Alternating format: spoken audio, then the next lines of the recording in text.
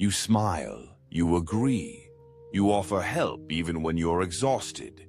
You keep your tone soft, your words measured, your presence pleasant. But something inside you, it burns.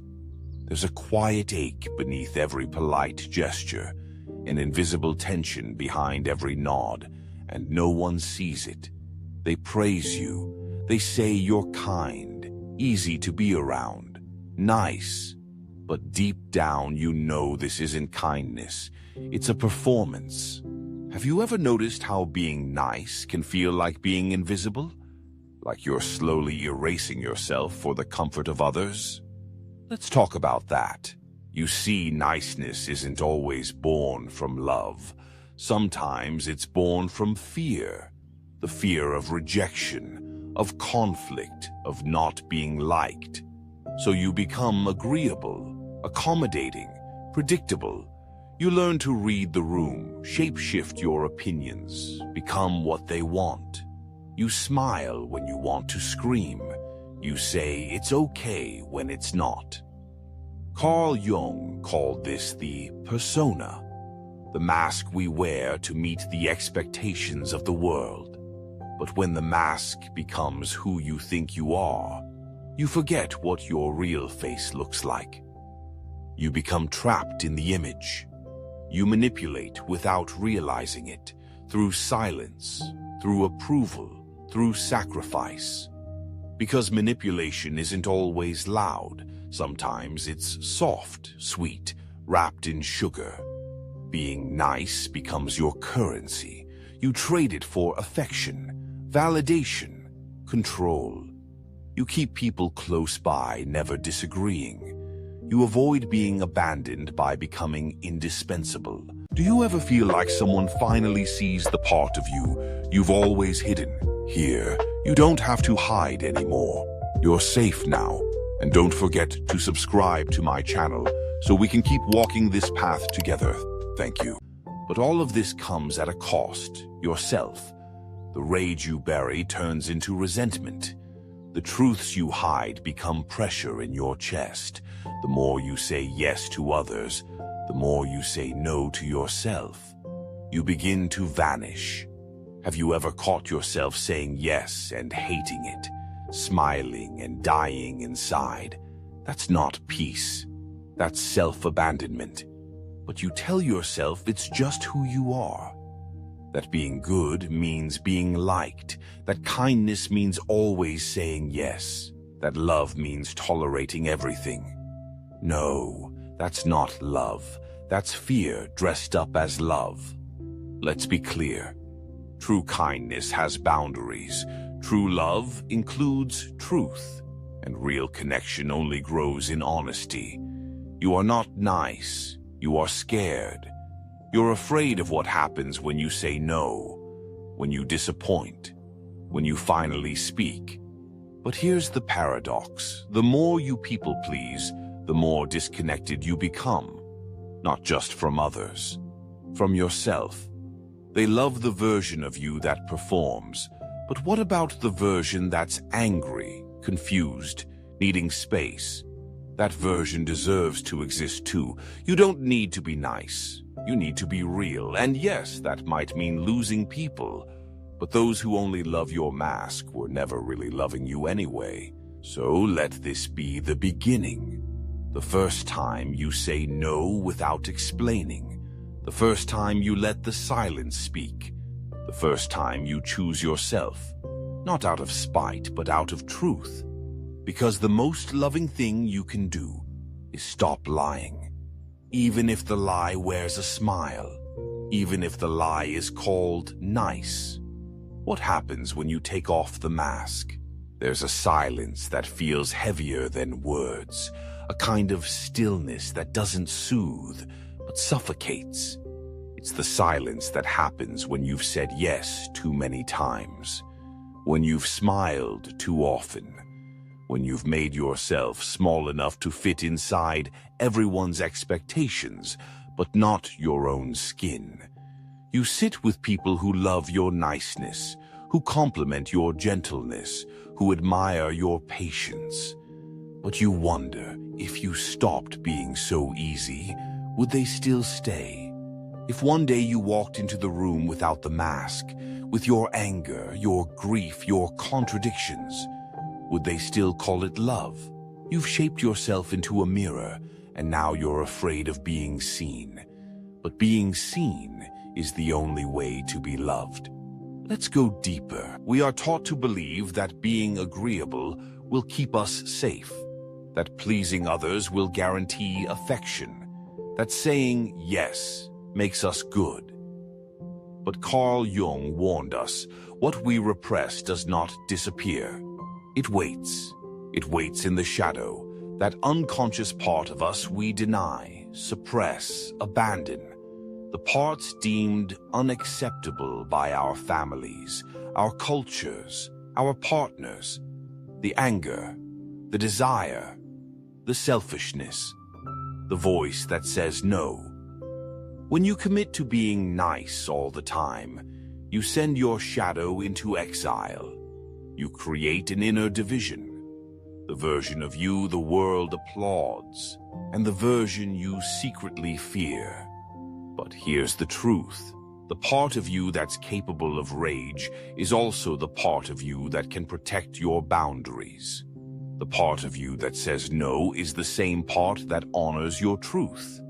By suppressing that, you become manipulatable and manipulative. You begin to shape your words not based on what's true, but on what will be accepted. You help not because you want to, but because you're afraid not to. You offer affection not from love, but to keep someone from leaving. And worst of all, you smile when your soul is screaming. Do you know what that does to a person? It splits them. You begin to live a double life, not publicly and privately, but inwardly. There's the you that everyone knows, calm, giving, sweet. And then there's the you hide, resentful, tired, angry. And one day, without warning, the shadow bursts out, through sarcasm, through withdrawal, through passive aggression, through breakdowns that you can't explain. This is not you being weak. This is the truth you buried, digging itself out. But society rewards your performance. It doesn't want your truth. It wants your compliance, your smile, your willingness to serve. And so the world calls your mask mature, polite, selfless. But what is selflessness when it costs you yourself? Jung believed that healing comes through integration, bringing together all parts of ourselves, even the ones we're ashamed of. So what if you stopped trying to be good? What if you allowed yourself to be whole? What if instead of managing how others see you, you committed to seeing yourself fully? That includes the ugly thoughts, the selfish desires, the raw emotions. Because pretending you don't have them doesn't make you better. It makes you dishonest. And dishonesty, no matter how polite, poisons intimacy. Real love requires presence, and presence requires truth, even uncomfortable truth. So the next time you feel that familiar impulse to smile, to nod, to say yes, pause. Ask yourself, is this kindness or is it fear? Is this love or is it control? Am I giving or am I managing how I'm perceived? Because people-pleasing isn't generosity. It's strategy. And you can't be free while living like a strategy. You were not born to be liked. You were born to be real. Here's what they don't tell you. When you stop being nice, you will lose people. Not everyone will stay when you speak with honesty. Not everyone will applaud your boundaries. Not everyone will handle your depth, your truth, your darkness. But that's the point. Let them leave. Because what remains is real. What stays after the performance ends is love. The kind that sees you, the kind that doesn't flinch when you're messy, raw, human. This is not about becoming rude. This is about becoming whole. It's not about rejecting connection. It's about rejecting the version of connection that requires your silence. You are not here to decorate someone else's comfort zone. You are here to live. And life, real, embodied, soulful life, begins the moment you stop performing. So what if your shadow isn't something to fear, but a guide? What if the parts you've been hiding are the exact parts you need to reclaim? We'll walk with that shadow next, because it's not trying to destroy you, it's trying to bring you back. There is a moment, quiet and disorienting, when you begin to hear your own voice again. It doesn't shout, it doesn't demand, it whispers, softly, hesitantly, like a child asking for permission to exist, because for so long you weren't listening. You tuned it out in favor of what others needed, what they wanted, what made them love you. But now, it's back, and it's asking questions you can't ignore anymore. Why do I always give in? Why do I feel guilty when I say no? Why do I feel like I need to earn love? You don't have answers yet, but you can feel something shifting. This is not the death of who you are. It's the birth of who you were always meant to be. And that birth, like all beginnings, comes with pain. You've worn the mask for so long, it started to feel like skin. But the moment you decide to take it off, even just a little, the world responds. And not kindly. People who once praised you for being so easy to be around now say you've changed. They call you difficult, dramatic, selfish. And you begin to question yourself. Was I better when I kept the peace? When I sacrificed? When I smiled? No. You were quieter, not better. Because the truth is, when you stop being who people want you to be, they grieve. But they're not grieving you. They're grieving their illusion of you. You didn't disappoint them. You revealed them. And this revelation, though painful, is sacred. Carl Jung said, "The privilege of a lifetime is to become who you truly are." But becoming is not polite work. It's messy, chaotic, lonely. Because individuation, the process of integrating all parts of yourself, requires you to dismantle everything that is not you. That includes the pleasing, the performing, the pretending, and yes, the niceness. Because niceness was never your nature. It was your shield.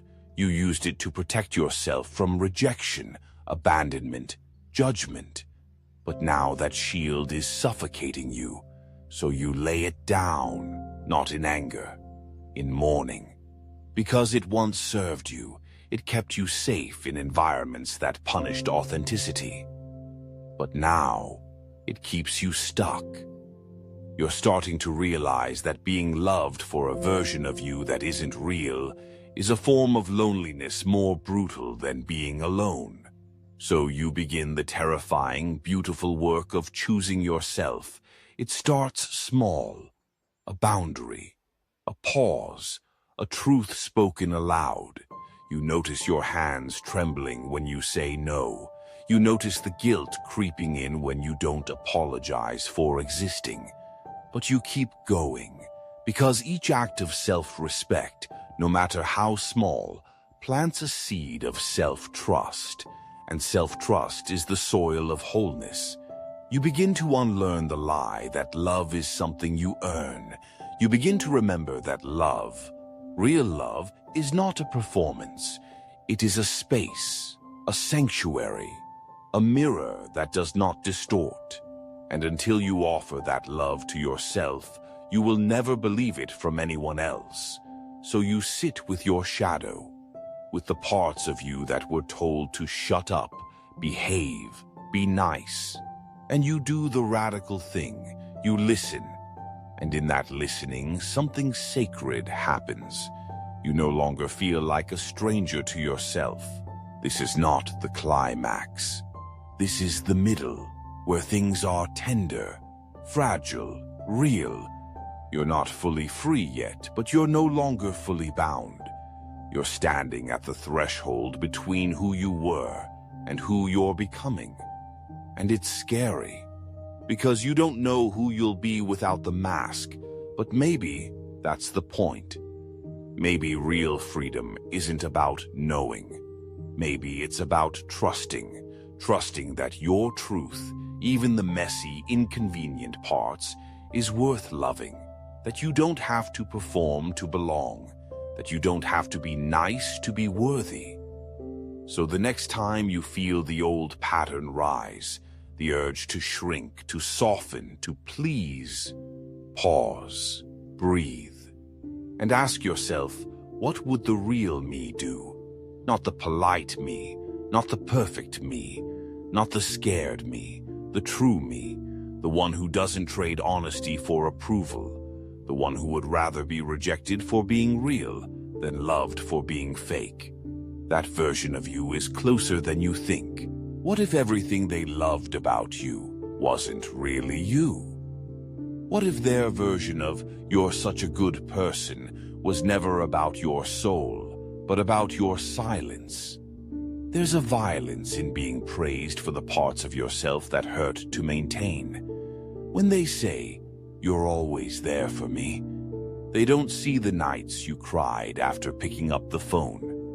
When they say, "You're so easy to be around," they don't see how you bite your tongue so hard it bleeds. They love your light, but they never ask what it costs to keep it on. And you, desperate to be loved, terrified of being alone, became addicted to that validation. So you gave more, smiled more, shrunk more, until there was nothing left to offer that wasn't already a lie. But something in you is breaking now. And this time, you're not trying to tape it back together. You're letting it collapse, because only from ruins can something real begin. Carl Jung spoke of individuation, the path of becoming whole, not by chasing perfection, but by embracing contradiction, shadow and self, light and dark.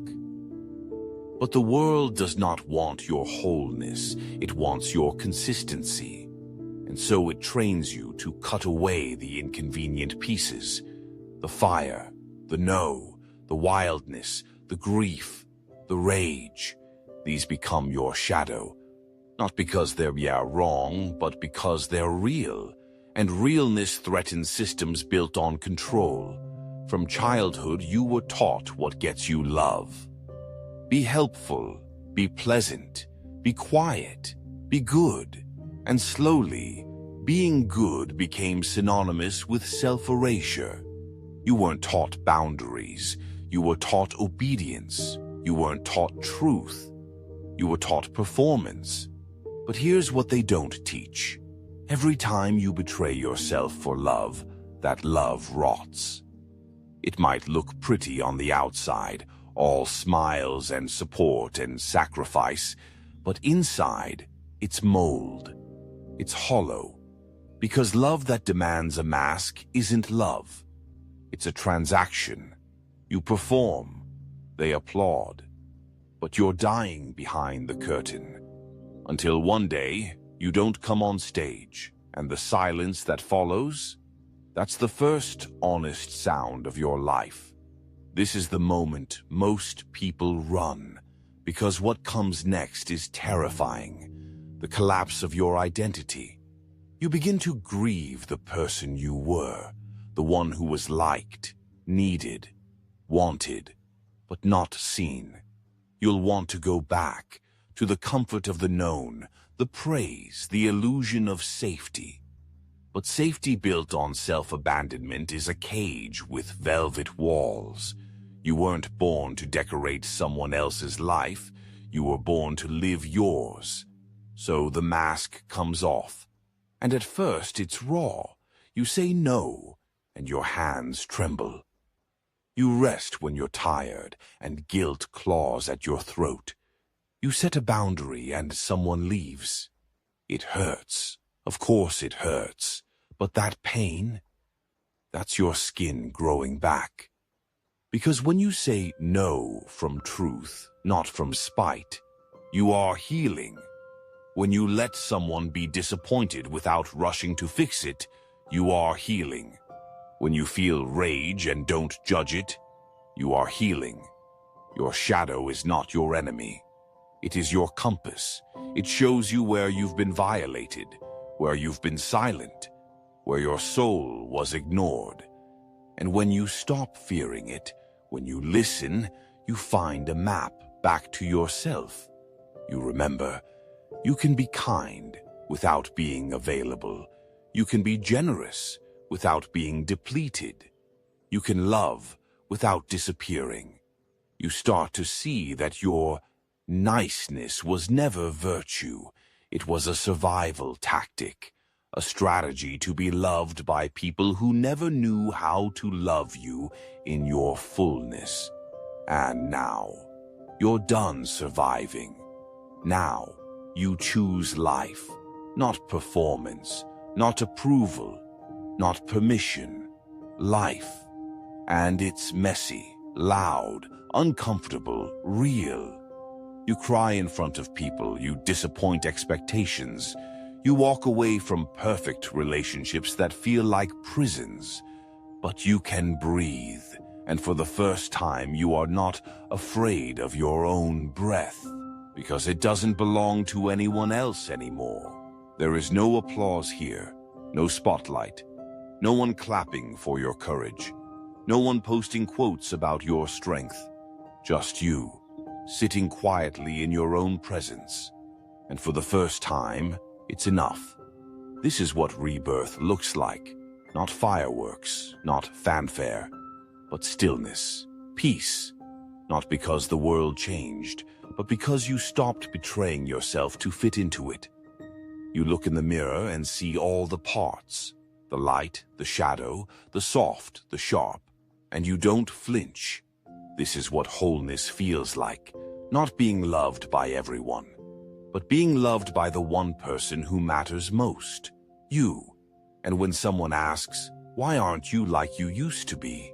You smile, because finally, you aren't. So what does love look like when it no longer depends on sacrifice? They told you love meant giving, so you gave your time, your energy, your peace, your body, your voice, until the giving became a bleeding. You thought it was noble. You thought it was love. But deep inside, it felt more like surrender. Not the soft kind, but the kind where you lose yourself to keep someone else. Now the mask is gone. Now the performances have ended. And you're left with a question. If I no longer have to earn love, what does real love even look like? It's time to find out. Real love does not begin with another person. It begins in the silence after you've stopped begging for it. It begins when you can sit alone, unchosen, uncelebrated, and still feel whole.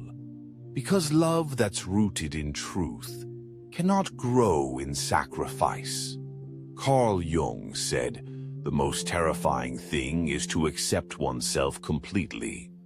But what if that's also the most loving? When you no longer manipulate, when you no longer twist yourself to fit, when you no longer trade your authenticity for attention, what's left is not emptiness, it's clarity. You realize that every time you abandon yourself to keep someone, you were showing them how to abandon you too. But now, with open hands and a steady voice, you say, I don't want love that costs me myself. And that's when you start to meet different people. People who don't flinch when you're honest. People who hold space for your shadow. People who don't confuse your boundaries with rejection. Because now, you are honest. You say what you mean. You rest when you need.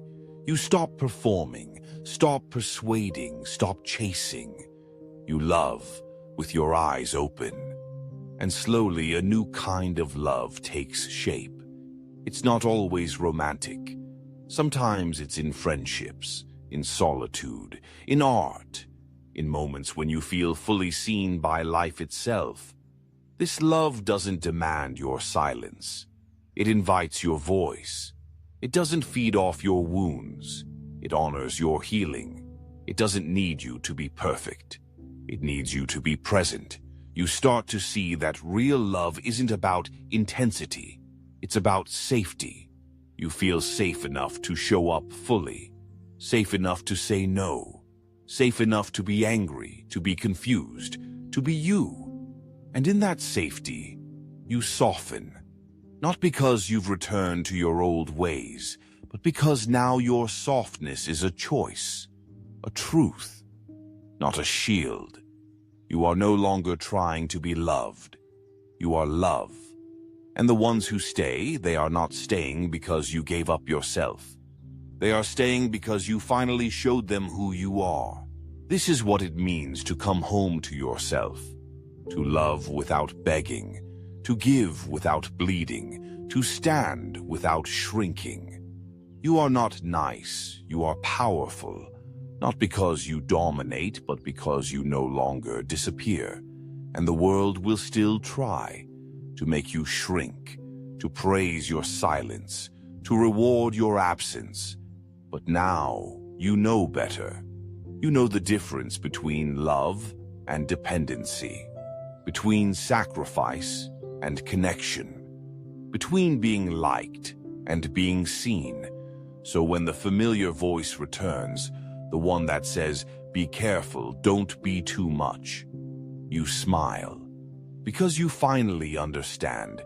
Too much for the wrong people is exactly enough for the right ones. And the first right one was always meant to be you. Let them call it selfish. You will call it sacred, because loving yourself fully was the most honest thing you've ever done. And now, finally, it's enough. All of it. You. Enough.